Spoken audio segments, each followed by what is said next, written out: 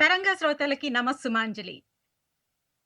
100 hours marathon Telugu cinema చరిత్రలో మనకి నచ్చిన సినిమాలు తీసుకొని 100 ఇయర్స్ సెలబ్రేట్ చేసుకుంటున్న తెలుగు అంటే ఇండియన్ ఫిల్మ్ ఇండస్ట్రీలో మన తెలుగు చిత్రాలని మనం పరిచయం చేస్తున్నాము. సో, దిస్ ఈస్ యువర్ తరంగ. It's your wave length. ఇవాళ మీ ముందుకి 89వ గంటలో నేను అంటే అజిత అండ్ సావి మీ ముందుకొచ్చామండి. ముందుగా నేను 'ఆకలి రాజ్యం' తీసుకుంటాను. దాని మీద డిస్కషను అంటే దాని మీద చర్చించుకుందాము. తర్వాత సావి ఇంకొక మంచి సినిమాతో మీ ముందుకొస్తుంది. అదేంటో సావి ద్వారానే విందాం. సావి? తరంగ శ్రోతలందరికీ నమస్కారం. ఓకే. ముందు 'ఆకలి రాజ్యం' అండి. 'ఆకలి రాజ్యం' చిత్రం బహుశా చూడని వారు ఎవ్వరూ ఉండరేమో. 1981లో వచ్చిన ఈ తెలుగు చిత్రం కమల్ హాసన్ అండ్ శ్రీదేవి ముఖ్య తారాగణంగా నటించారండి. None other than our famous director K. Balachander garu నిర్మించారు. నిర్మించడం కాదు, డైరెక్ట్ చేశారు. యాక్చువల్‌గా ఇది ముందు 1980లోనే తమిళ్‌లో తీశారండి. 'ఉరుమాయన్ నిరం సివప్పు' అని. దాంతో అది హిట్ అవటంతో తెలుగులో గూడా తీశారు. అలాగే తెలుగులో హిట్ అవటంతో హిందీలో గూడా తీశారనమాట. హిందీలో తీసిన దాని పేరు 'జరాసీ జిందగీ'. దాంట్లో హీరోయిన్‌గా నటించింది అనితా రాజ్ అండి. సో, అందులో గూడా హిట్ అయిందనే అనుకుంటాను. ఇక బాలచందర్ గారి గురించి మనం పరిచయం చేయాల్సిందేమీ ఉండదండి. సో, దాదాసాహెబ్ ఫాల్కే అవార్డ్ గ్రహీత, అలాగే పద్మశ్రీ అక్కినేని నాగేశ్వరరావు గారి నేషనల్ అవార్డ్ గ్రహీత కూడా. ఈయన తీసుకునే అంశాలు అన్నీ కూడా మానవ సంబంధాలకి సంబంధించి గాని, లేకపోతే మన సొసైటీలో జరుగుతున్న ఒక చిన్న సంఘటనని కానీ, ఏదైనా ఎక్కువ కొంచెం ఎవరు స్పృశించని సబ్జెక్ట్స్ ఈయన స్పృశిస్తారని పేరుంది. కానీ తీసిన ప్రతీదీ గూడా ఒక ఆణిముత్యం అనే చెప్పచ్చు. ఈయన తీసిన చాలా మంచి చిత్రాలున్నాయండి. 'మరో చరిత్ర', 'గుప్పెడు మనసు', 'ఇది కథ కాదు' అలాంటివి.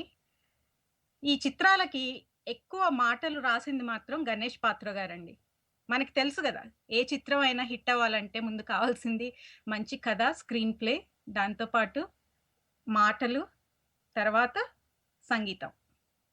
అన్నిటిని కలిపి చక్కగా వండిన వంట చేసేదే మన డైరెక్టర్ అన్నమాట. ఇక 'ఆకలి రాజ్యం' స్టోరీ కిందకి అంటే కథాపరంగా వచ్చేస్తే, ఇది ఒక 4, 5 క్యారెక్టర్స్ చుట్టూ జరిగే కథ. అబ్బులు, తంబు అండ్ రంగా అనేవాళ్ళు రూమ్‌మేట్స్, నిరుద్యోగులు. ఏదో వీళ్ళలో రంగా అనే అతనికి చాలా ఆదర్శభావం. అదే మన కమల్ హాసన్ గారన్నమాట. అలాగే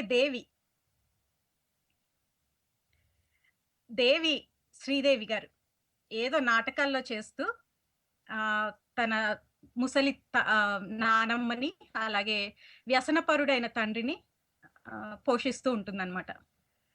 ఇక మన ఇంకొక క్యారెక్టర్‌లో రమణమూర్తి గారండి. విద్వాన్ జొన్నలగడ్డ వెంకటరమణ శాస్త్రిగా ఆయన చాలా మంచి నటన కనబరిచారు.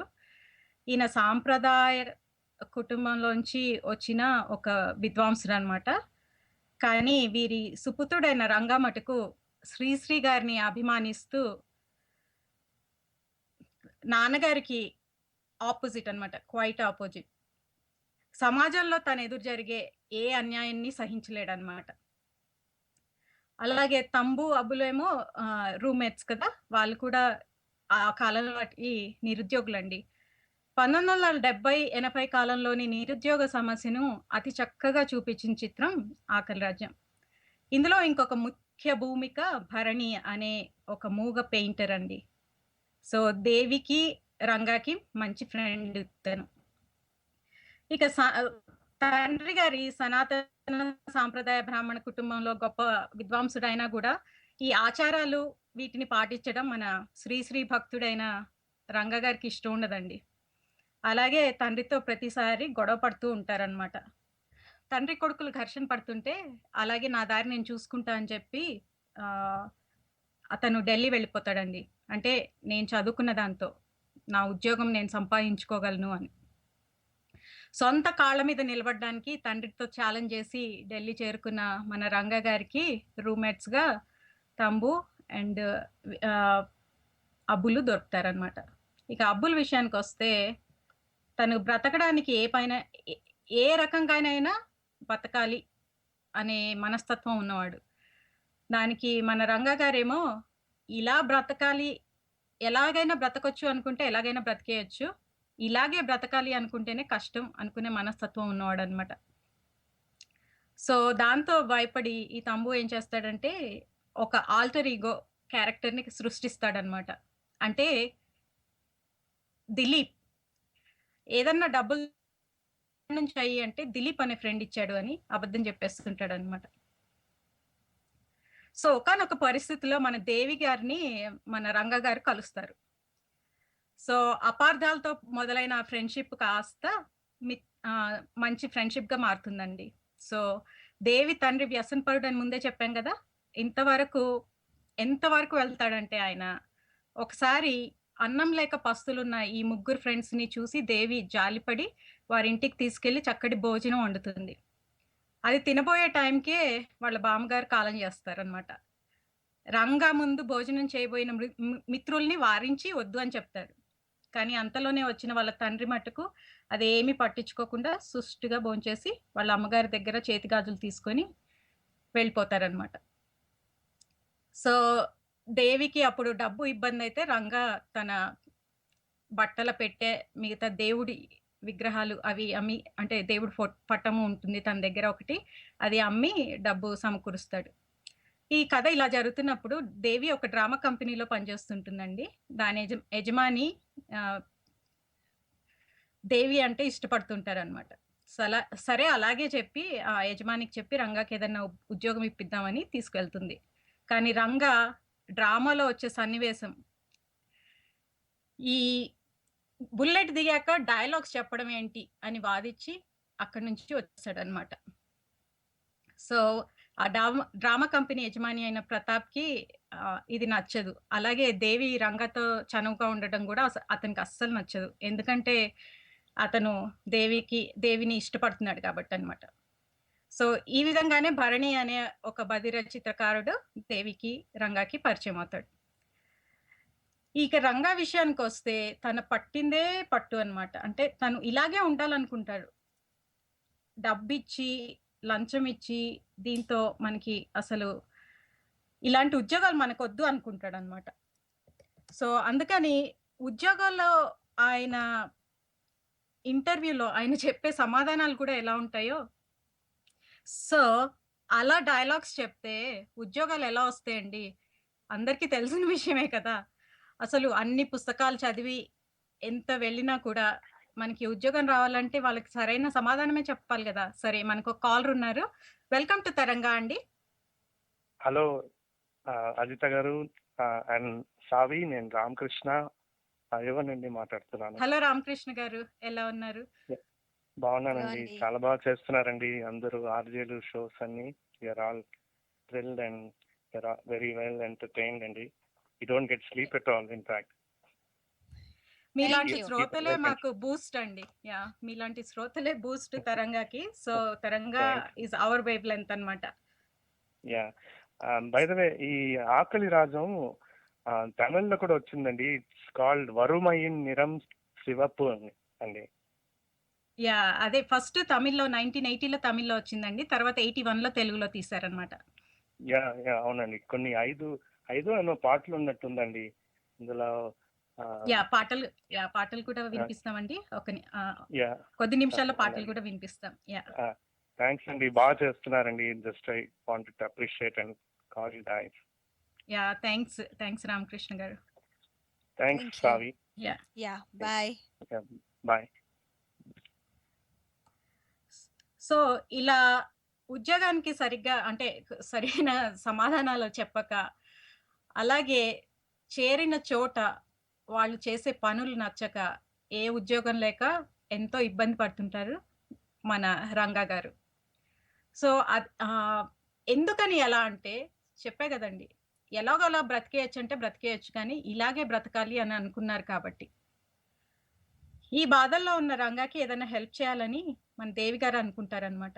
సో ఆమెని రంగాన్ని ప్రేమిస్తున్నాను అని చెప్పి వాళ్ళ మ్యూచువల్ ఫ్రెండ్ అయిన భరణి గారికి చెప్పడం రంగా వింటారు. సో అలాగే తను కూడా యాక్సెప్ట్ చేస్తారనమాట. ఇంత లోపల ఈ ఇబ్బంది పడుతున్న రంగాకి ఉద్యోగం ఇప్పించాలనే ఉద్దేశంతో మన దేవి గారు తనకి భారం కాకూడదు అని చెప్పేసి వెంటనే వెళ్ళి మన ప్రతాప్ గారిని అడుగుతారు. ప్రతాప్ గారు ఏం కండిషన్ పెడతారంటే, నన్ను పెళ్లి చేసుకుంటే రంగాకి ఉద్యోగం, అంటే ఈ అమ్మాయే చెప్తారనమాట, నిన్ను పెళ్లి చేసుకుంటాను కానీ కండిషన్ ఏంటంటే మా రంగాకి ఉద్యోగం ఇవ్వాలి అని. సో ఇలా జరుగుతున్నప్పుడు ఇంకా రంగా గారికి ఈ విషయం తెలిసి నేను ఈ ఉద్యోగం నాకు అక్కర్లేదు అని చెప్పేసి వెళ్ళిపోతారు. టూకీగా ఇది కదండి, కానీ ఎండింగ్ తర్వాత చెప్తాను. దీనికి నేను ఇందాక చెప్పినట్లు మేజర్ యాసెట్ శ్రీశ్రీ గారి సాహిత్యం అండి. అంటే మన హీరో గారు శ్రీశ్రీ గారి పదాలు అంటే కవితలు చెప్తూ అలా అలా అందరికీ వినిపిస్తూ ఉంటారనమాట. సో ఒకసారి ఒక అంటే సొంత భార్యనే తార్చుతున్న ఒక వ్యక్తిని చూసి అసహించుకొని ఆయన గొంతులోంచి జాలువారిన శ్రీశ్రీ పదాలు. సో ఇలాంటి అంటే ఎంతో హృదయాన్ని పిండేసే సంభాషణలు ఈ చిత్రానికి ఆయువు పట్టండి. ఇక బాలచందర్ గారి డైరెక్షన్ గురించి మనం చెప్పాల్సిన అవసరం లేదు కదా. ఆయన చిత్రము ఒక్కొక్కటి ఒక్కొక్క తూట అన్నమాట. ప్రేక్షకుల గుండెల్లోకి ఇలా వెళ్ళిపోతూ ఉంటాయి. ఇంకా సాహిత్యానికి వస్తే ఆత్రేయ గారు శ్రీశ్రీ గారి ఒక పాట ఈ సినిమాలో వాడుకున్నారు. ఆత్రేయ గారు అండ్ పిబి శ్రీనివాస్ గారు ఒక పాట రాశారండి. యాక్చువల్గా మనకి తెలిసిన విషయమే, చాలా మందికి తెలిసే ఉంటుంది. పిబి శ్రీనివాస్ గారు చక్కటి గజల్స్ రాసేవాళ్ళు హిందీలో, తెలుగులో. సో ఈయన రాసిన ఒక పాట తూ హై రాజా మెహు రాణి అనేది ఈ చిత్రంలో చాలా ఫేమస్ అయిన పాట అన్నమాట. ఇది అభినయిస్తున్నప్పుడు నాటకంలో హిందీ పాట పాడుతూ దేవి గారు లాస్ట్లో తన్మయత్వంతో తెలుగులో పాడేస్తారు. దానికి మన ప్రతాప్ గారికి చాలా కోపం వచ్చేసి చెడామడా తిట్టేస్తారనమాట. సో ఆ సీన్ కూడా బాగుంటుంది. అలాగే ఫస్ట్ చిత్రంలోని మొదటి పాట సాపాటు ఎటు లేదు పాటైన పాడు బ్రదర్, అది కూడా ఎంతో పాపులర్ అండి. అంటే నిరుద్యోగులు అందరూ ఎప్పుడో అప్పుడు ఒకసారి పాడుకునే ఉంటారు, ఇంక్లూడింగ్ మీ. ఉద్యోగం రానప్పుడు అదే కదా పాడేది. అంటే మరీ సాపాటు లేకుండా అలా లేదు అనే అందరికీ తెలుసు, కానీ ఉద్యోగం లేకుండా ఎంత కష్టమో ప్రతి ఒక్కరికి తెలిసిన విషయమే. సో ఇలాంటి సబ్జెక్ట్స్ తీసుకొని మన బాలచందర్ గారు ఎంతో చక్కగా తీసిన సినిమా ఆకలి రాజ్యం. ప్రతి చిత్రం కూడా ఏదన్నా ఒక సమస్యని తీసుకున్నప్పుడు పరిష్కారం చూపాలి అనే కండిషన్ ఏం లేదండి. సో ఈ చిత్రంలో కూడా అంతే. నేను ఇలానే ఉంటాను అనుకున్న కథానాయకుడు అలాగే ఉండడానికి ప్రయత్నిస్తూ పడే పాటలు మటుకు చూపించారు. కానీ ఆయన అలా ఉండడం కరెక్టా, లేకపోతే వాళ్ళ రూమ్మేట్ తంబులాగా ఏది ఏమైనా సరే ఎలా అయినా బ్రతికేయచ్చు అని పక్కదారికి వెళ్ళడం సబబా కాదా అనేది ఎవరికి ఏమి చెప్పుకోలేము. ఎందుకంటే శ్రీశ్రీ గారి ఒక కవితలో ఎంతో చక్కగా చెప్పారనమాట. అదేనండి, ఓ మహాత్మా ఓ మహర్షి, ఏది చీకటి ఏది వెలుతురు, ఏది జీవితం ఏది మృత్యువు, ఏది పుణ్యం ఏది పాపం, ఏది నరకం ఏది నాకం, ఏది సత్యం ఏదసత్యం, ఏది నిత్యం ఏది నిత్యం, ఏద నిత్యం ఏది నిత్యం, ఏది ఏకం ఏదనేకం, ఏది కారణం ఏది కార్యం. సో ఎంత చక్కగా చెప్పారు కదా. సో అవన్నీ తెలిసే లోపల చివరికి ఏమవుతుందంటే నేటి ఖేదం రేపు రాగం అయిపోతుంది, ఒకే కాంతి ఒకే శాంతి. సో శ్రీశ్రీ గారి చెప్పిన కవితలాగే ఈ సినిమా కూడా అలాగే సాగుతుందండి. ఏది తప్పో ఏది ఒప్పో మనం చెప్పేది ఏమి ఉండదు. 89వ గంట మన 100 గంటల తెలుగు సినిమా మ్యారథాన్ జరుగుతుంది ఇక్కడ తరంగా వారి ద్వారా. ఇప్పుడు మనం చర్చించుకుంటున్నది 'ఆకలి రాజ్యం' సినిమా అన్నమాట. ఒక మంచి సినిమాకి నిర్వచనం అంటే, ఆనాటి సాంఘిక, సామాజిక వ్యవస్థను ప్రతిబింబించేటట్టు ఉండాలండి. సో, అలాంటి చిత్రమే ఇదన్నమాట. అలాంటి దశ ఈ 'ఆకలి రాజ్యం' సాధించని చెప్పొచ్చు. వేడుక అంటే మనోరంజకం గూడా ఉంది ఇందులో. అలాగే మంచి నటన అండ్ మంచి సహజమైన సంఘటనలు తలపింపు చేసే తీవ్రత ఈ చిత్రంలో చాలా ఉంది. అన్నీ కలబోసిన ఈ 'ఆకలి రాజ్యం' చిత్రం హిట్ అయిందనడానికి ఇంతకంటే నిదర్శనం ఏమక్కర్లేదండి. అలాగే top class acting. Kamal Haasan గారి నటన ఏంటి, మన శ్రీదేవి గారి నటన ఏంటి, ఎవ్వరిదైనా సరే. ఎవ్వరి పాత్రలో వాళ్ళు చక్కగా పోషించారండి. భరణి పాత్రలో నటించిన అతను గూడా ఎంతో చక్కగా నటించారు. అలాగే మన రమణమూర్తి గారు.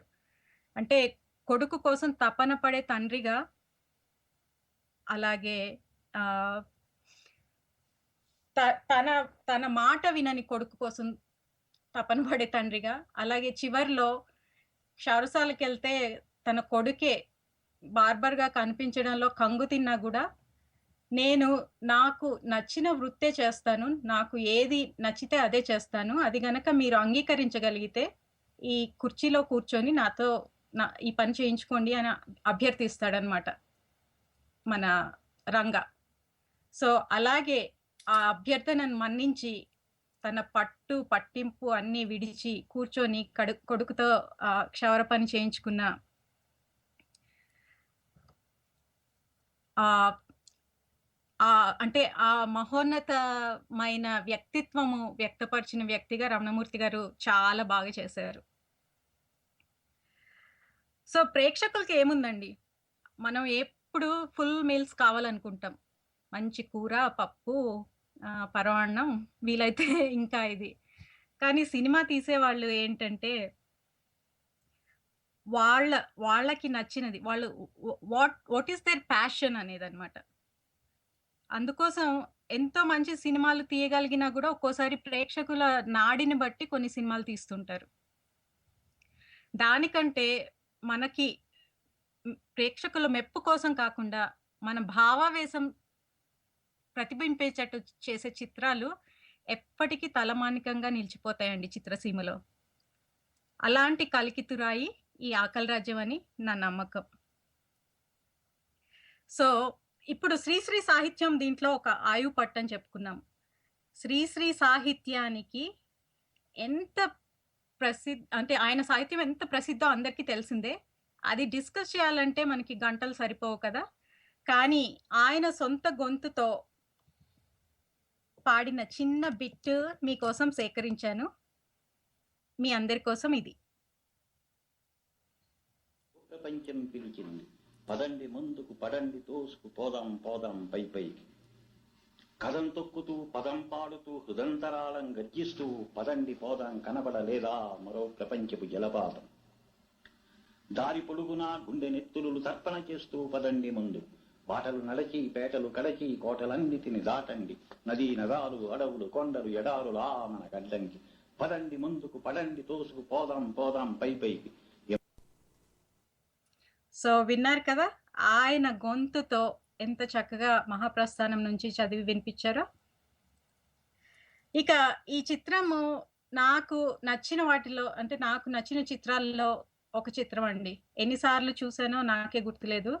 ఇక శ్రీశ్రీ గారి పదాలు గనక మన కమల్ హాసన్ గారి గొంతుతో వినిపిస్తూ ఉంటే చాలా చక్కగా అనిపిస్తుంది. నాకు పర్సనల్‌గా నాకు ఫేవరెట్ అయిన పదాలేంటంటే, అంటే కవిత ఏంటంటే చిన్న స్నిప్పెట్. అమ్మ స్త్రీ, ఆలి స్త్రీ, అమ్మలగన్న అమ్మ స్త్రీ, ఆదిశక్తి అవతారం స్త్రీ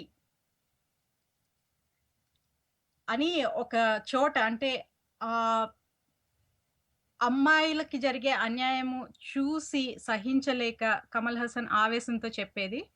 అది మటుకు నా favourite part in this movie అన్నమాట. సో, ఈ సినిమా చూసి ఏదన్నా పంచుకోవాలి అని అనుకున్న వాళ్ళు మాకు కాల్ చేయొచ్చండి. అలాగే నెక్స్ట్ ఇంకొక మంచి చిత్రం సమీక్ష మీ ముందుకు రాబోతుంది 'సావి' తోటి. నాకు ఎదురైన అనుభవమే 'నువ్వు కూడా చూసావా గురుశ్రీ' అంటే శ్రీశ్రీ గారిని గురువుగా అభిమానించే మన హీరో అన్నమాట. సో ఇదండి 'ఆకలి రాజ్యం'. మీ అందరికీ నచ్చే ఉంటది. So now it's over to 'Savi'. Taranga 100 గంటల మ్యారథాన్‌కి తిరిగి స్వాగతం. నేను మీ ఆర్‌జే సావి. చూస్తూ ఇది లాస్ట్ రోజండి. నేను Ajitha we are feeling very great. ఎందుకంటే ఈ లాస్ట్ రోజు మేమిద్దరం ఇక్కడ ఈఎస్టీ సమయంలో మధ్యరాత్రి 12 అవుతుందన్నమాట. మేమిద్దరం కలిసి ఆరంభించాం. మీరంతా మాతో మీ అమూల్యమైన సమయాన్ని కేటాయించి మమ్మల్ని ఎంకరేజ్ చేస్తూ మాకు తోడుగా ఉంటున్నందుకు ధన్యవాదాలు. ఇప్పటి వరకు అజిత గారు చెప్పిన 'ఆకలి రాజ్యం' విన్నారు కదా. ఇక నేనెంచుకున్న మూవీ 'మన ఊరి పాండవులు'. సినిమా ఓ సినిమా, నీ మరో పేరు మార్పు కదమ్మా. ఈ 100 ఏళ్లలో ఎన్నో సినిమాలు. నాణ్యానికి ఒకవైపు ప్రేమ, పగ, ఫ్యామిలీ, సైఫై, ఫ్యాంటసీ, ఫోక్లోర్ లాంటి సినిమాలుంటే, సామాజిక స్పృహ పెంచడానికి, ప్రజల్లో చైతన్యం పెంచడానికి తీసిన రెవల్యూషనరీ సినిమాలు ఇంకోవైపు. ఇవి సెపరేట్ అని నా దృష్టితో చూసి ఎందుకంటున్నానంటే, ఇవి ప్రజలను ఆలోచింపచేస్తాయి, మార్పును తెస్తాయి, చైతన్యం అనే మంటలను ప్రజ్వలింపచేస్తాయి. అన్బిలీవబుల్లీ ఇలాంటి సినిమాలు కూడా హిట్ అండి.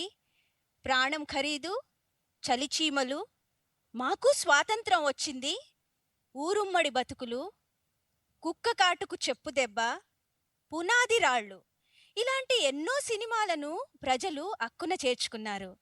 అలాంటి సినిమాలో ఒక ఆణిముత్యం మన ఊరి పాండవులు. జమీందారీ సిస్టమ్, దొర బానిసలు లాంటి బాండెడ్ లేబర్ సిస్టమ్, మనసుల్లేని సర్పంచ్లు, బొక్కలే మిగిలిన బిక్క బతుకులు, ఇలాంటి థీమ్స్తో వచ్చిన సినిమాలను ప్రేక్షకులు ఆదరించారు. చెప్పుకోదగ్గ విషయం ఏంటంటే, ఆ టైంలో ఈ జమీందారీ సిస్టమ్ ఉండి దాని మీద సినిమా తీయడం అంటే కత్తి మీద సామే. కానీ సినిమా అంటే ప్యాషన్ ఉన్నవాళ్ళు రిస్క్ తీసుకొని అలాంటి సినిమాలు తీసి ఎంతో మందికి తెలిసేలా చేశారు. వారందరికీ నా తరఫున, అజిత గారి తరఫున, మా తరంగ అందరి తరఫున జోహార్. సినీ చలనచిత్ర ప్రపంచం ఒక ఆకాశం. తారల వెలుగు జిలుగులు ఆకాశం మీదే చక్కగా కనిపిస్తాయి. మరి నటులు కాస్త తారలుగా మారడానికి కారణం కరెక్ట్ అండి, మనం అభిమానులం. మరి నటులకి అభిమానులు ఎలా పుడతారు? రొటీన్కి భిన్నంగా ఉండే కథలను ఎంచుకొని ఒక సామాన్యుడు చేయలేని పనిని ఒక హీరో తెరపై చూపిస్తే అది ఇన్స్పిరేషనల్ అయితే అప్పుడు తారలకి కోకొల్లలుగా అభిమానులు పుట్టుకొస్తారు. ఇక ఆలస్యం చేయకుండా మూవీకి వచ్చేస్తా. లక్ష్మీ ఫిలిమ్స్ మరియు విజయ్ కృష్ణ మూవీస్ బ్యానర్పై ఈస్ట్మన్ కలర్లో వచ్చిన మూవీ మన ఊరి పాండవులు. ఇదొక రెవల్యూషనరీ మూవీ. ఇది 1978లో రిలీజ్ అయింది. జయకృష్ణ మరియు కృష్ణం రాజు ఇద్దరు కలిసి ఈ మూవీని ప్రొడ్యూస్ చేశారు. ఆ కాలంలో ఇది పెద్ద హిట్. హిట్స్ అంటే ఆల్వేస్ ప్రొడ్యూసర్స్ క్యాష్ ఇన్ చేసుకోవడమే కాదండి, ప్రజల మనసులను దోచినా అది హిట్టే. ఈ సినిమాలో యాక్ట్ చేసిన 5 పాండవులు తరువాత పెద్ద హీరోలుగా మారిపోయారు. అందులో ఒకరు మన మెగాస్టార్ చిరు. ఈ సినిమాలోని క్యారెక్టర్స్ మహాభారతంలోని క్యారెక్టర్స్ని ఆధారంగా చేసుకొని చూపించారు. ఎక్కడ అన్యాయం చేస్తుంటే జరిగినా వాళ్ళు కౌరవులని, మంచి చేసే వాళ్ళని పాండవులుగా చూపించి అధర్మం మీద ధర్మం గెలుస్తుందని తేల్చి చెప్పడం క్లైమాక్స్లో. ఇది ఈ స్టోరీ అన్నమాట. అట్ హై లెవెల్ స్టోరీ తీసుకుపోయే ముందు క్యాస్ట్ అండ్ క్రూకి రావాలండి. ఎందుకంటే వీళ్ళంతా సమీక్షంగా కృషి చేయకపోతే ఏ సినిమా అయినా సక్సెస్ సాధించదు. బాపు రమణల కలం నుండి జాలువారిన ఇంకొక దృశ్య కావ్యం మన ఊరి పాండవులు. అప్పటికే వారు చాలా మూవీస్ డైరెక్ట్ చేసి రాసి ఉన్నారు. ఆల్మోస్ట్ ఏ సినిమాకి ముందొచ్చినా సినిమాలన్నీ హిట్స్. ఏ సినిమా కూడా వాళ్ళ సక్సెస్ ఖాతాలో చోటు చేసుకోలేదు అని చెప్పడం చాలా కష్టం. అలాంటిది బాపు రమణల ట్రాక్ రికార్డ్. ఇక చిరంజీవి గారి గురించి వస్తే, తను ప్రాణం ఖరీదు అన్న సినిమాతో కెరియర్ స్టార్ట్ చేసినా పునాది రాళ్ళు అన్న సినిమా ఫస్ట్ రిలీజ్ అయి సెకండ్ మూవీగా మన ఊరి పాండవులు ఈ సినిమా రిలీజ్ అయ్యి చాలా మంచి పేరు తెచ్చుకున్నారు. ఫస్ట్ సినిమా లేదా ఎర్లీ సక్సెస్ అంటే వర్షం పడినప్పుడు వచ్చే మట్టి వాసన లాంటిది. దాన్ని ఎప్పుడూ మనసారా ఆస్వాదిస్తాం. చిరంజీవి గారికి మంచి పేరు తెచ్చిపెట్టి అతనికి మరిన్ని సినిమాలు తెచ్చిపెట్టింది ఈ కల్పవృక్షం అంటే ఈ సినిమా సక్సెస్. ఇక కృష్ణంరాజు గారికి ఇది 93rd మూవీ. ఈ సినిమాలో తను నటించడమే కాదు, ఈ సినిమాని జయకృష్ణ గారితో ప్రొడ్యూస్ చేశారు. నేను చూసిన ఇన్ఫర్మేషన్ ప్రకారం జయకృష్ణ గారు అప్పట్లో మేకప్ మ్యాన్ అట. సో కృష్ణంరాజు గారితో కలిసి ఈ సినిమా ప్రొడ్యూస్ చేశారు. ఇక రావు గోపాలరావు గురించి చెప్పక్కర్లేదండి. ముత్యాల ముగ్గుతో బాపు సినిమాలో మంచి రికగ్నిషన్ తెచ్చుకున్న రావు గోపాలరావు గారు ఈ సినిమాలో విలన్ క్యారెక్టర్ని చాలా బాగా పండించారు. అసలు తను స్క్రీన్ మీదకి వచ్చేస్తే ప్రేక్షకుల రక్తం మరిగిపోయేలా ఉంటుంది. అంటే అంత క్రూరత్వం, కర్కశత్వం నిలువెల్లా ఉన్నట్టు జీవించి విలన్ అంటే అసహ్యం కలిగేలా ప్రేక్షకుల మనసుల్ని కొల్లగొట్టారండి రావు గోపాలరావు గారు. కనెక్షన్ కన్నప్పగా అల్లు రామలింగయ్య గారి యాక్టింగ్ నా భూతో నా భవిష్యతి శకుని మామకు తీసిపోకుండా చేశారు. ఇక సుందరి క్యారెక్టర్లో శోభ లేకపోతే శుభ అండి తన పేరు, ఆవిడ చాలా బాగా నటించారండి. ఈ సినిమాలో తను పిచ్చిది అలా క్యారెక్టర్ చేశారు. తన ఫేమస్ డైలాగ్, అమ్మోర్ తల్లి నాకు మనువంటగా, నాకు సాత్వికం, నువ్వు దానికి సాత్వికం అంటగా, దొరగారు చెప్పారుగా సుందరికి పెళ్ళంట అందరికీ ఇందంట. అసలు ఎంత ఇమోషనల్గా లేకపోతే ఎగ్జాక్ట్లీ తను పిచ్చిదానిలా చేయడము ఆసమ్ అండి. స్క్రీన్ మీద తను ఎప్పుడన్నా వస్తే తను ఆ క్యారెక్టర్లో ఎలా జీవిస్తుందో మీకు తెలుస్తుంది. ఇంకా rest of the characters like Muralimohan గారు, భానుచందర్ గారు అందరూ తమకిచ్చిన సపోర్టింగ్ క్యారెక్టర్స్ చాలా బాగా పోషించి మెప్పించారు. ఇక స్టోరీ విషయానికి వస్తే క్లుప్తంగా అండి, అదొక చిన్న ఊరు, అందులో ఒక దొరగారు. సో ఒకవేళ మీరు ఈ సినిమా చూసినట్లయితే మాకు కాల్ చేయవలసిన నంబర్ 201-340-1950 లేదా తెలుగు తరంగా. మీకు ఒక చిన్న ట్రివియా, మన ఊరి పాండవులు సినిమా ఏ ఇయర్లో రిలీజ్ అయింది, అలాగే అజిత గారి తరఫున కూడా ఆకలి రాజ్యం సినిమా ఏ ఇయర్లో రిలీజ్ అయింది. ఒకవేళ మీకు ఈ ఆన్సర్స్ తెలిసినట్లయితే ట్విట్టర్లో కానీ ఫేస్బుక్లో కానీ తప్పక ఆన్సర్ చేయండి, లేదా మీకు వీలుంటే మాకు కాల్ చేసేయండి. ఇక స్టోరీ విషయానికి వస్తే చెప్పే కదా, ఆ చిన్న ఊర్లో దొరగారి కర్కశ పాలనలో మగ్గిపోతున్న 12 గ్రామాలు, ఆ గ్రామాల్లోని ప్రజలు. ఆ దొరగారికి ఒక మంచి తమ్ముడు కృష్ణంరాజు. సో సినిమాలంటే ఈదర్ నిజ జీవితంలో జరిగేది తెర మీద చూపించడం, లేదా తెర మీద జరిగేది నిజ జీవితంలో అవ్వడం. సో అలాంటి టైంలో ఈ సినిమా తీసింది రియల్ టైం స్టోరీ అని చెప్పను కానీ ప్రాబబ్లీ ఆనాటి స్థితిగతులని చూసో లేక వినో ఈ సినిమా తీసుంటారు. సో ఆ గ్రామంలో 5 యువకులు దొర పనులన్నీ నిరసిస్తూ, కానీ ఎదుర్కోవాలంటే సరైన సపోర్ట్ లేక అలా గింజుకుంటూ ఉంటారు. దొరగారి తమ్ముడైన కృష్ణంరాజు చాలా మంచివాడు, ప్రజల బాగు కోరేవాడు. సో ఈ 5 యువకుల్ని కలిసికట్టుగా అన్యాయాన్ని ఎదుర్కొనేలా ప్రభావితం చేసి మొత్తానికి దొరగారికి బుద్ధి చెప్పి అతన్ని అంతమొందించి 12 గ్రామాలకు స్వేచ్ఛను ప్రసాదిస్తాడు. సో ఇక్కడ చెప్పాల్సింది ఏంటంటే, మహాభారతంలోని క్యారెక్టర్స్ లాగా ఈ సినిమాలోని క్యారెక్టర్స్ మలిచారని చెప్పాను. సో ఇందులో కృష్ణంరాజు గారి పాత్ర శ్రీకృష్ణ పరమాత్ముని పాత్ర అన్నమాట. అంటే టైంకి వచ్చి సేవ్ చేస్తుంటారు. ఇక మురళీమోహన్ గారి పాత్ర ధర్మరాజు పాత్ర. ఇంకా భీముడిగా ప్రసాద్ బాబు, చిరంజీవి గారు అర్జునుడిగా, నకుల సహదేవులుగా, భానుచందర్, ఐ గెస్ ఆ లాస్ట్ అతని పేరు సాయి చందర్ అని నాకు తెలిసిందండి. ప్రాబబ్లీ ఆ నేమ్ రాంగ్ ఉండొచ్చు, బట్ సాయి చందర్ అని ఇప్పటికైతే మనం చెప్పుకుందాము. ఈ ఐదుగురే చాలా బాగా నటించారు. కృష్ణంరాజు గారి క్యారెక్టర్ ఎంత బాగా మలిచారంటే, ఒక షాట్లో రావు గోపాలరావు గారి నిర్దయ, ఇంకో షాట్లో కృష్ణంరాజు గారిని చూడడంతో ప్రేక్షకులకి ఒక తెలియని ఉపశమనం అనమాట. అమ్మయ్య, ఇతను వచ్చి సేవ్ చేసేస్తాడు, అలాంటి పరిస్థితి అండి. అంత బాగా రియలిస్టిక్గా తీశారు. ఇంతమంది భారతీయులు అమెరికాలో ఉండి తెలుగు మర్చిపోకుండా, అమెరికాలో ఉండి కూడా మన తెలుగు వాళ్ళని గౌరవిస్తూ ఇంత పెద్ద ప్రోగ్రామ్ తరంగా అని రేడియో మూలంగా ఇంతమంది మాకు అభిమానులు మీరు అందజేశారు. అదొక గొప్ప విషయము, అది మర్చిపోలేను నేను. ఈ తరంగా మూలంగా మీరు ఇన్ని చిత్రాలు ఇవ్వడం అనేది నాకు చాలా సంతోషము.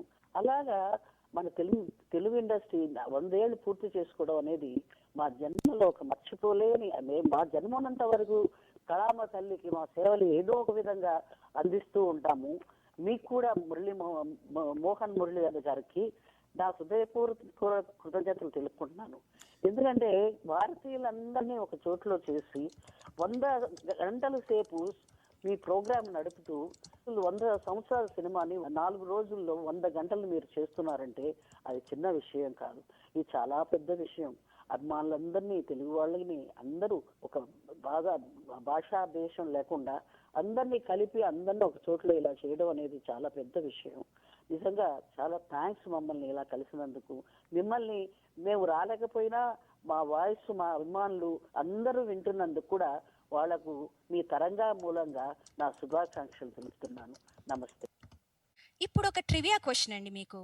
మన ఊరి పాండవులు సినిమాలో విలన్ క్యారెక్టర్ చేసిన నటులు ఎవరు?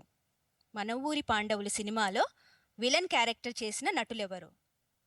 ఈ సినిమాలో స్పెషాలిటీ ఏంటంటే, ఇదే సినిమా కాదండి, ఏ రెవల్యూషనరీ సినిమాలో అయినా స్పెషాలిటీ ఏంటంటే, 1 పంచి డైలాగ్స్, 2 పాటలు. సో చాలా మటుకు రెవల్యూషనరీ సినిమాలు వెళ్ళాలా వద్దా అనుకునే వాళ్లను కూడా సినిమా హాళ్ల వైపు లాక్కుపోయేవి ఈ 2 విషయాలే, డైలాగ్స్, సాంగ్స్. సో ఈ సినిమాలో పేర్లు పడకముందే రావు గోపాలరావు గారి ఎంట్రీ ఉంటుందండి. పావురాలకి గింజలు వేస్తుంటారు, వేసి కొద్దిసేపు అయిన తర్వాత షోల్డర్ మించి ఒక టవెల్, కండువా లాంటిది తీసి ఫటామని ఒక పావురాన్ని కొట్టేసి చంపేసి ఆ చచ్చిన పావురాన్ని ఇలా తీసుకొని శాంతి శాంతి శాంతి, ఈ పావురం ఆత్మకు శాంతి కలిగించు అని చెప్పి పనోడిని పిలిచి దీంతో టిఫిన్ చేయించు అని చెప్తారండి. రావు గోపాలరావు గారిని చూసి విలన్లోకెల్లా గ్రేట్ విలన్స్ వేరయ్యా, విశ్వదాభిరామ వినురవేమ అని అనుకోవాల్సి వస్తుందండి. ఇక ఈ సినిమాలో కొన్ని డైలాగ్స్ ఉంటాయండి, నిజంగా ఆలోచింపచేస్తాయి. కొన్ని అయితే చాలా ఇమోషనల్గా మన గుండెల్ని పిండేస్తాయండి. కొన్ని మచ్చుకు నేను ట్రై చేసి మీకు చెప్తాను, కానీ తప్పకుండా మీరు ఈ సినిమా చూడాలి. ధర్మాన్ని తొక్కేవాళ్ళు పుట్టరు పుట్టబోరు అని కృష్ణంరాజు గారు, అంటే కృష్ణ పరమాత్మ రోల్ కదా, తను చెప్తుంటారనమాట. అదొకటి. సేవ చెయ్యడం మా వంతు, దోవ చూపడం దొరవంతు. అంటే ఆ కాలంలో దొర అంటే తను ఏది చెప్తే అది వేదం, దొరే దేవుడు. అసలు గుడ్డిగా ప్రజలు తను ఎంత అన్యాయం చేసినా అలా ఫాలో అవుతుంటారండి. ఇక అల్లూరి రామలింగయ్య గారి క్యారెక్టర్ పేరు ఇందులో చాలా బాగుంటుందండి, కనెక్షన్ కన్నప్ప. దేవుడికి దేవుడు ఉద్యోగం, మీకు అంటే పూజారికి పూజారి ఉద్యోగం ఇచ్చింది మా దొరగారు, నా బోటి పెద్దలు అని మర్చిపోకండి, లేకపోతే గుడికి మీకు కట్ కట్ అని చెప్తారనమాట. ఆ టైంలో ఒక పూజారికి, అంటే పూజారిని గౌరవించాలన్న థాట్ కూడా లేకుండా మా వల్ల నీకు ఈ ఉద్యోగం వచ్చిందని చూపించిన ఒక యాటిట్యూడ్, అసలు కుర్చీలో కూర్చున్న వాళ్ళు ఎంత ఊగిపోతారంటే అంత టెన్షన్ వచ్చేస్తుంది అనమాట. అంత బాగా రెవల్యూషనైజ్ చేసి అలాంటి డైలాగ్స్ రాశారండి. ఇంకొకటి వస్తుంది, అదేంటంటే అల్లూరి రామలింగయ్య గారిని చూసి కృష్ణంరాజు అంటారు, కోడి ఏమంటదంటే తను చెప్తారన్నమాట, కోడి కొక్కరుకో అంటది. గాడిద ఏమంటదంటే గాడిదలాగా అరచి చూపిస్తే అన్నీ అన్న తర్వాత విని అంటారు, జంతువులకి ఒకే కూత, కానీ నీలాంటి వాళ్ళకి అంటే అడ్డమైన కూతలు కేవలం నువ్వే కూయగలవు అని చెప్తే అక్కడ ఆ టైంలో యాప్ట్ ఉండి ఒక ప్రేక్షకుడు, అమ్మయ్య కృష్ణంరాజు నువ్వు పర్ఫెక్ట్ చెప్పావు అతని ఫేస్ మీద. అలాంటి రియలిస్టిక్ ఎన్వైర్న్మెంట్ ఉంటుందండి ఈ సినిమాలో. నేను చాలా కొన్ని సినిమాలు చూశాను రెవల్యూషనైజ్వి, కానీ ఈ సినిమాలో మాత్రం నిజంగా చాలా మంచి డైలాగ్స్. అది కాకుండా ఈ సినిమాలో మేకప్ లేదంటండి. ఇది ఆనాటి కాలం అంటే 1978, నో మేకప్, అందరూ చాలా బాగా చేశారు. ఇంకా గీత వన్ ఆఫ్ ద క్యారెక్టర్స్, తనకు కూడా ఇది సెకండ్ మూవీ అయినా కూడా న్యూ కమర్ అయినా చాలా చాలా బాగా చేసింది. ఇంకొక పంచి డైలాగ్ మీకోసం, మమత పెంచుకునేవాడు మడిసి కాదురా, మడిసైతే దేనికైనా జడిసిపోడురా, 5 వేళ్ళు కలిసుంటే చేతివేళ్ళు గట్టివిరా, పిడికిలి బిగించరా, ఉరుములు కురిపించరా. ఎంత బాగా రాశారండి. అసలు బాపు రమణల కాంబినేషన్ అంటే నో మేకప్ అనేది ఒకటి, కానీ సరస్వతి పుత్రులు వాళ్ళ డైలాగ్స్ కానీ లేకపోతే వాళ్ళ డిరెక్షన్లో విజువలైజేషన్ కానీ ప్రేక్షకుల్ని ఇట్టే కట్టిపడేస్తాయి. మీకు ఒక చిన్న ట్రివియా క్వశ్చన్, ఈ సినిమాలో పార్థు క్యారెక్టర్ అంటే అర్జునుడి పాత్ర వేసింది ఎవరు?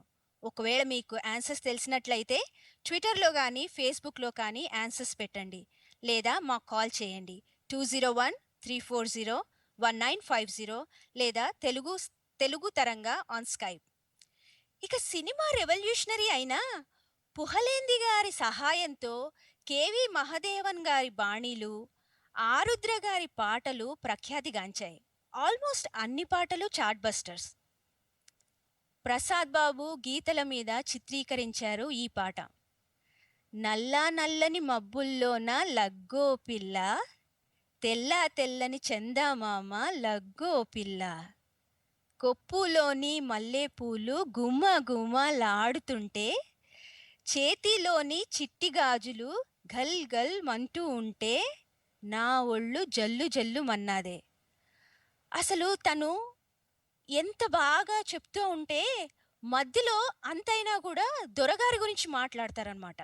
దొరగారి గురించి ఏం చెప్తాడంటే తను అడుగుతుందనమాట, మంచి నీళ్ళ బావి కాడ లగ్గో మావా, మాట మాట కలిసింది లగ్గో మావా, సింగపూరు రంగు సీర మెహమాను ఇస్తావా, లక్కవరం తిరునాళ్ళ ముక్కెర కొనిస్తావా, కాకవరం సంత నుంచి కడియారం తెస్తావా.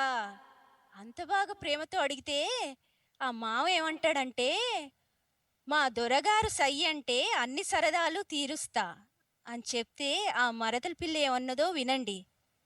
చీచీపో, నీ దొర పేరు వింటూ ఉంటే ఒళ్ళు మంట, సరసాలు సరదాలు వద్దు పొమ్మంట, చీచీపో. ఎంత బాగా చెప్పిందండి. ఇంకేం చెప్పిందో వినండి ఆ మరదల పిల్ల, నువ్వే నా దొరవంట, నిన్నే కళ్ళకద్దుకుంటా అని చెప్తే ఆ మావ సిగ్గుపడి, అల్లా అల్లా నువ్వంటే సిగ్గో పిల్ల, ఇల్లా ఇల్లా ఎత్తుకుంటా లగ్గో పిల్ల అని సిగ్గుపడిపోయాడు. ఈ పాట పాడింది ఎవరనుకున్నారు? బాలసుబ్రహ్మణ్యం గారు కాదండి, జి ఆనంద్, ఎస్పి శైలజ గారు. మీకు ఒకవేళ వీలుంటే తప్పకుండా ఈ పాట వినండి. ఇక ఇంకో పాట చాలా ఫేమస్, మీ అందరికీ ఇష్టమైన పాట, ఎస్పి బాలసుబ్రహ్మణ్యం గారు పాడారు అండ్ అఫ్ కోర్స్ ఆరుద్ర గారు రాశారు. చిత్రాలు సేయరో శివుడో శివుడా, శివమెత్తి పాడరో నరుడో నరుడా, నువ్వు సిందేసి ఆడరో నరుడో నరుడా. ఈ పాట ఇంట్రడక్షన్ బాగుంటుంది. ఇందులో కృష్ణంరాజు గారిని ఇంట్రడ్యూస్ చేస్తారు. అసలు అంతసేపు దొరగారి క్రూయాలిటీ చూసిన తర్వాత ఒక్కసారి కృష్ణంరాజు గారిని చూడగానే అమ్మయ్య అని రిలీఫ్ వస్తుందండి. సో ఈ పాట రాసిన ఆరుద్ర గారికి జై కొట్టాలి. ఎందుకంటే ఈ చరణం విని మీరే నాతో ఏకీభవిస్తారు. యాపకాయ కన్నా ఇసం ఎర్రిపుచ్చకాయరా అంటే మనిషి మనిషి మైండ్ అంట. పాడుబుద్ధి దొరగోరు పాము కన్నా ఇసంరా, నమ్మించే దగాకోరు నాభి కన్నా ఇసంరా, ఇన్ని ఈసాలు మింగే ఎర్రోడే గొప్పరా. ఇంకా చెప్తారు ఈ పాటలో, కానిసేసినోడు భూమిని ఏల్తున్నాడు, మంచి బుద్ధులున్నోళ్ళు మట్టి కరుస్తున్నారు, చిత్రాలు సేయరో శివుడో శివుడా, శివమెత్తి పాడరో నరుడో నరుడా. అసలు బాలసుబ్రహ్మణ్యం గారు ఎంత బాగా పాడారంటే మీరు ఈ సినిమా చూసి ఎంత ఎంత మంచి అనుభూతికి లోనవుతారో ఈ సినిమా పాటలు విని కూడా అంతగా ఆనందిస్తారు.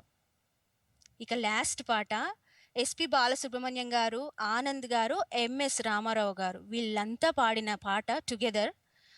కళానికున్న బలం ఇంక దేనికి లేదు. నేను ఈ డైలాగ్ చెప్పడం మీరు చాలా చూస్తుంటారు, కానీ రాసేవాళ్ళంటే నాకు వెర్రి అభిమానం అండి. అసలు అది సరస్వతి దయ అని చెప్పొచ్చు. సో చాలా బాగా రాశారు. మీకు ఒక ట్రివియా, ఈ సినిమాలో మురళీమోహన్ గారి తండ్రిగా క్యారెక్టర్ వేసింది ఎవరు? తను పేకాట పాపారాయుడండి. మురళీమోహన్ తండ్రిగా క్యారెక్టర్ వేసిన నటులు ఎవరు? సో ఈ పాట మీకోసం. పాండవులు పాండవులు తుమ్మెద, మన ఊరి పాండవులు తుమ్మెద.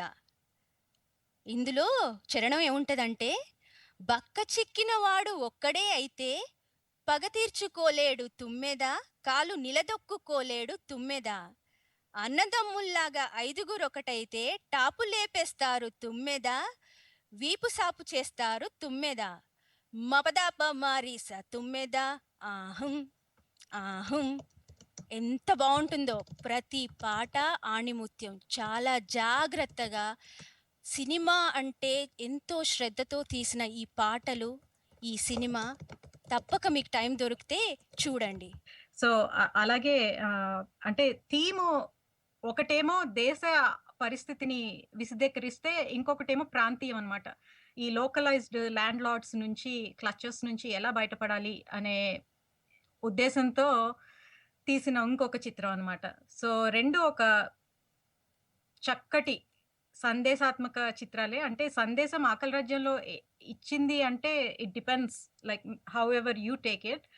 కానీ ఎంత అణగదొక్కితే అంత పైకి లేస్తారు అనే సందేశం మాత్రం తప్పకుండా మన ఊరి పాండవుల నుంచి వస్తుంది.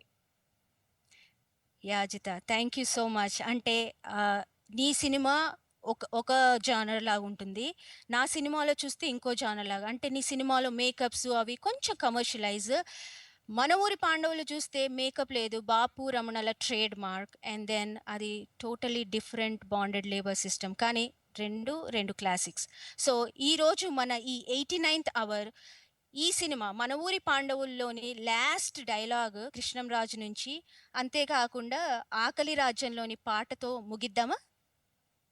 తప్పకుండా. సో శ్రోతలందరికీ చాలా ధన్యవాదాలండి. మీరు విని ఆనందించారని అనుకుంటున్నాము.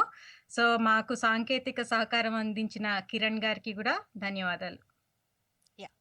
సో మన ఊరి పాండవుల్లో లాస్ట్ డైలాగ్ ఫ్రమ్ కృష్ణంరాజు అండి. మీరు రాజ్యం చేశారు, మేలుకున్న ఊరు దేవుడి విశ్వరూపం లాంటిది, దేవుడినెవ్వరూ శాసించలేరు, అధర్మం తలెత్తినప్పుడల్లా ధర్మదేవత దాని పాదాన్ని అణచివేస్తుంది, ఇది యుగధర్మం అంటూ కృష్ణంరాజు గారు క్లోజ్ చేస్తారు. ఇంతటితో నేను కూడా మీ అందరికీ బాయ్ చెప్పి సెలవు తీసుకుంటానండి. వింటూనే ఉండండి తరంగ 100 గంటల మ్యారథాన్. తరంగ, ఇట్స్ యువర్ వేవ్ లెంత్.